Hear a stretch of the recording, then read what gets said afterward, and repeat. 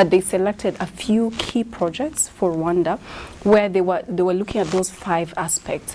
And among them, we looked at the impact of the electronic single window, we looked at the impact of the work that we're doing with the Rwanda Standards Board, and the impact of the work we're doing with the export development. So in that report, we found that from the 4 key projects that they looked at, the work in TradeMark was able to induce trade of up to $100 million. What that means to the common trader is that the interventions that TradeMark East Africa is doing actually benefits the end consumer and producer. So, for example, if we talk about the work with the one-stop border post, it means that it's very easy for both an importer and an exporter to get their goods into Rwanda, but also out of Rwanda, because they're spending less time at the borders.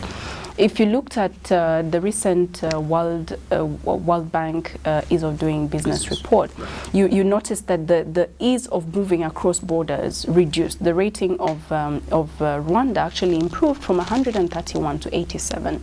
What that means is that with the work that we're doing, with the interventions that we're doing, it's actually easier for a trader to move across borders. So to answer your questions on what it means for an end consumer, one, if a transporter or a trader is actually able to get his goods easier from Mombasa or Dar es Salaam to Rwanda, the actual benefits should not be to the transporter, but to the end consumer. So if it was costing you in 2011, which the report shows, $6,500 to move a standard container from Mombasa to Kigali, and you're now getting it at $4,800. The actual benefit should not be absorbed by you as the businessman. That means that myself or yourself as the end consumer should be able to pay less for a commodity that's imported. Right. If you're an exporter, that's an example of an importer. If you're an exporter and you're able to move your goods from Rwanda to Mombasa, it used to take, I think, 30 days. It used to take about 30 days. It's now taking about 5 days. Or 7 days. What that means is that you're able to get your goods out of Rwanda much faster to the end consumer, and it saves you both time and money. Right. And in the end, the beneficiary is the business person. So in all the interventions that we have in Rwanda, I could give endless examples. The actual benefit is to the trader and the end consumer. Right. So how then do we translate these particular findings of the ease of doing business into fruits like more intra-regional trade, right, more trade internationally or globally? How do we do that? Okay, I will start with regionally, and I like to give examples. If I give, for example, the work that we're doing with the Rwanda Standards Board, part of our work is into standards harmonization. What we had in the past is that a Rwandan business had different standards that they had to measure up yes, compared to their colleagues within the region. Through our work, and we still have a long way to go, we want to harmonize these standards. If you have the same standards in all the East African countries, what that means essentially is that a Rwandan good can be equally competitive in Kenya, can be as competitive in Tanzania, and in all the East African countries. So it gives the end consumer also a variety, because you know that if I'm going to go out and buy a yogurt, the standards are going to be uniform across the board, regardless of the market where it's coming from. Right.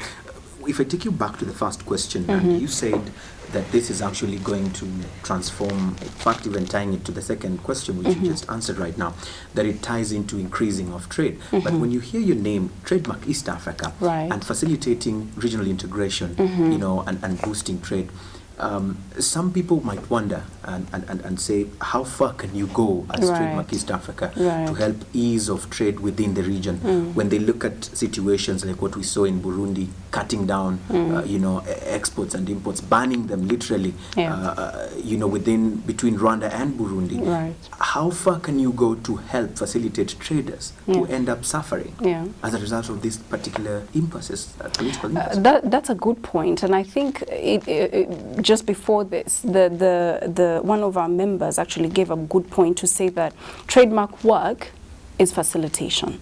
We cannot really get into the political space, and that's not our mandate. But that said, there's a lot of work that we can do, and a lot of it has been on advocacy. So we do a lot of advocacy with the governments. We work very closely with the private sector to increase their capacity, because it's one thing lobbying and having all these policies that favor the private sector, but then having a private sector that does not have the capacity. Just for the sake of allowing you to, move yourselves off the crucifixion board and the chopping board, when it comes to traders who probably are accusing TradeMark East Africa for sitting on the fence on this issue of bans of what has to come and go between Rwanda and Burundi. What have you done as TradeMark East Africa? Probably this is an opportunity for you to clear the air on the efforts that TradeMark East Africa has done or is doing to help traders who now are wondering, where do we trade? Or consumers in Burundi who are expecting some products from Rwanda who cannot see them anymore because of this decision. Right. Well, it's very political. The ban from Burundi was something that we have absolutely no control over.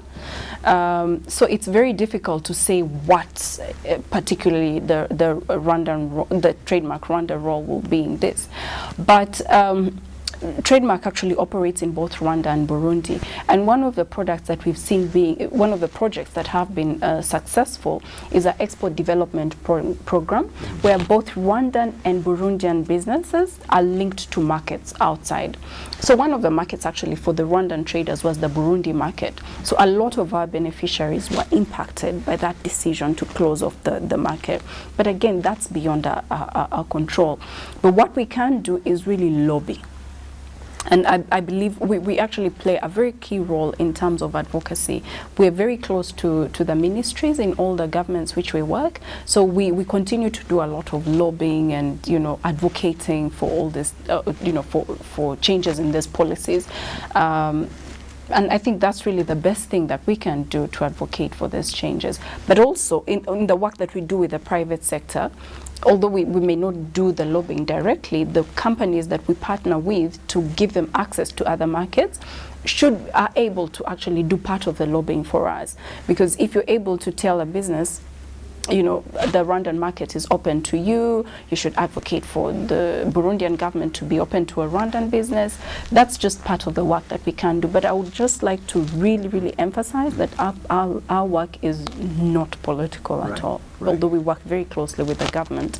The decision on policy ultimately lies with the governments, but we do work in advocating for policies that favor the traders. Right. One last question before I let you go.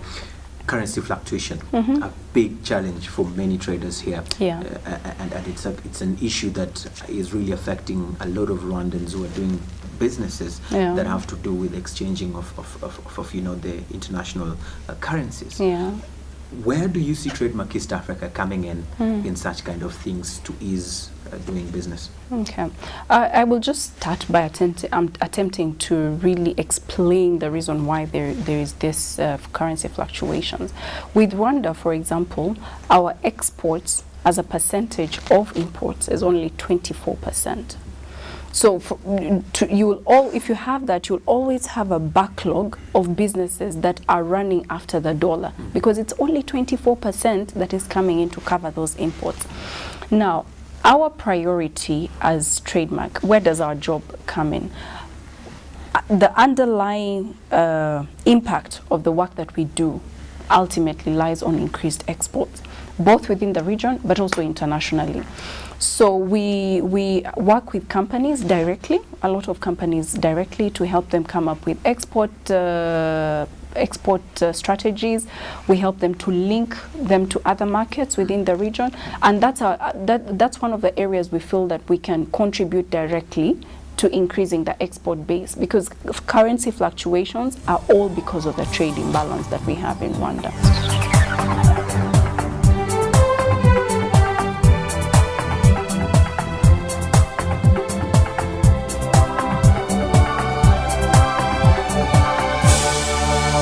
This is Anangwe.